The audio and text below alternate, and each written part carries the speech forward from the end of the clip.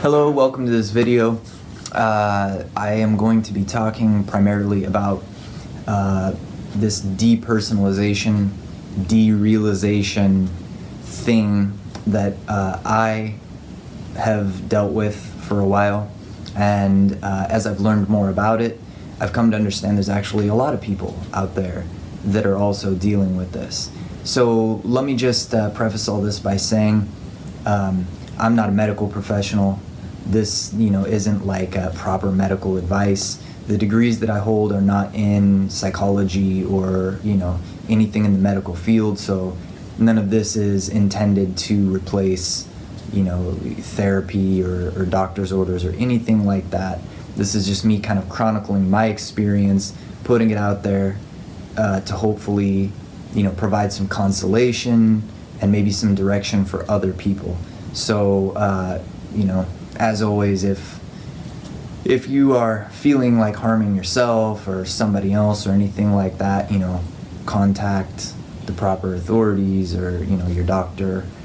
Reach out to somebody and don't take that drastic direction that can't be reversed.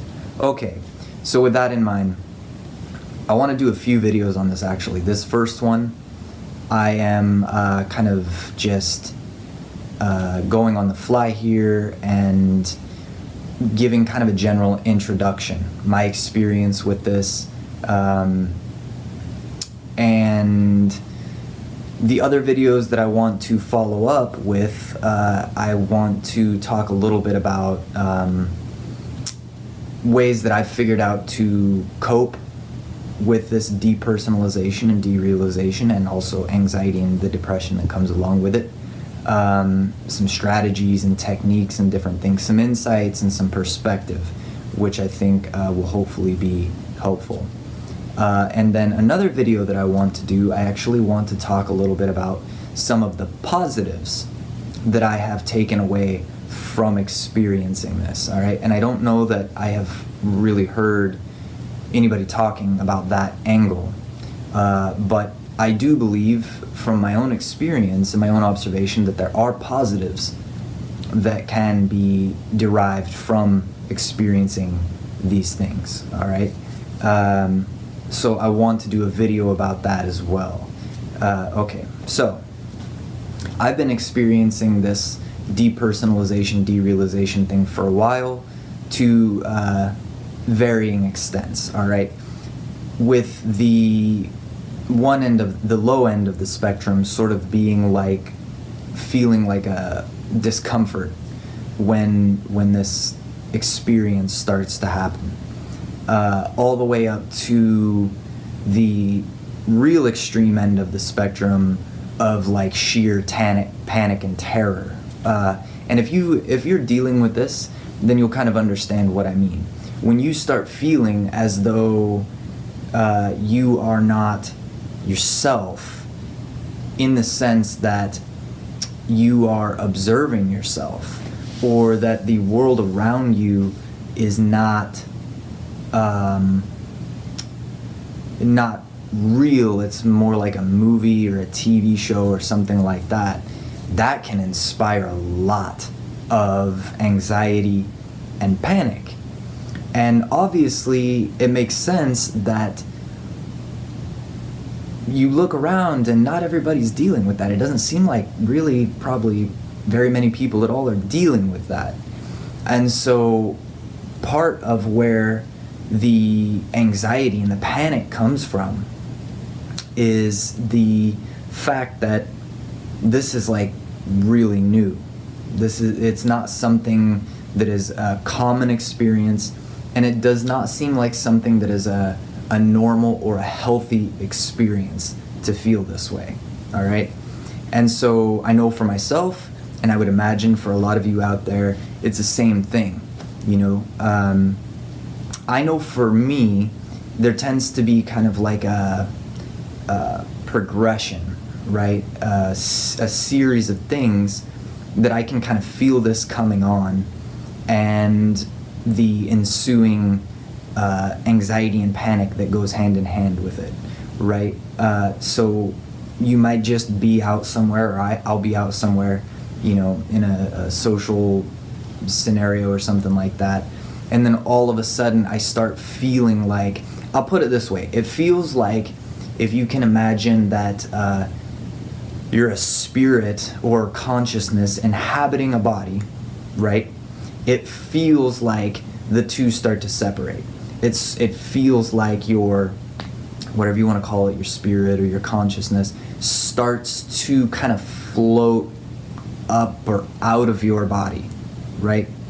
And again, that's not like an everyday common thing to feel, all right? And so naturally, I know for me, a lot of where the panic and the anxiety comes from is that you almost like, you feel a lack of control. You feel like you're losing control over your physical self, and you're observing it happen, and you don't necessarily know how to stop it or prevent it. And that's a great cause for panicking, right? Like, well, what the hell? Like, what is this? What do I do with this? And then, you know, for derealization, feeling like the world around you is not real per se. And this isn't the best articulation of this, but more of an approximation, because it is hard to verbalize. But when you start feeling like the world around you is not necessarily real, it destabilizes your grip on reality. All right, it shakes the foundation of what you understand to be real. Okay, I have never personally done like psychedelics or anything like that, but I have done a lot of research and a lot of study, and from what I understand, it's a similar kind of experience in a lot of ways, right? So in effect, what we're dealing with here then is almost like a psychedelic induced experience, but we didn't really choose it. It seems to just be happening to us, sort of like if you can imagine you're at a party or something like that, and somebody, you know, put some acid in your drink without telling you, and then however long later, you know, the walls are melting or whatever, and you know, the like fear you would probably feel from that, right? You didn't choose it, okay? So it's understandable. So have compassion on yourself there. You know, it's understandable, and if you can start to have compassion on yourself, that goes a long way in kind of neutralizing or defanging the experience in a sense. So yeah. The other thing that I'll briefly touch on here is kind of how this comes about, okay? If I just actually came across this whole idea of depersonalization and derealization. I've experienced it for a long time, but I didn't know what the hell it was called, okay? So that makes it even more scary when you don't know what it is, because you just think you're losing your mind. It's so far outside of the normal human experience that you just think to yourself, I'm losing it, and how long until it's completely gone, right? And that's how I felt for a long time. And that heightens then the fear, because you're like, I'm gonna end up in a padded room somewhere. You know what I'm saying? That's a tough thing to deal with, okay? So that's really tough. But from what I've read, the research that I've done on this, I've heard and read a number of people that say that this is the depersonalization, derealization, is brought on by prolonged stress, repeated stress, trauma, these kinds of things, okay? It makes a lot of sense. It makes a lot of sense that if you are like in perpetual super stressful situations, or you have serious trauma happening, that your mind or your consciousness or whatever would sort of start to kind of distance itself from the source of the pain or the trauma, all right? That's how I perceive this to be happening. Some of what I'm going to say is like, you know, the sort of from the research that I've done. So it's things that, you know, you can go and you can read on the government health website or whatever. Some of it is going to be my experience. Some of it's going to be speculation. And so it's going to get kind of metaphysical, I would almost say, because it feels like a metaphysical experience. I mean, I don't know how else you would really start to explore something like this that doesn't really seem to fall neatly into the currently and widely accepted, you know, medical or psychological community.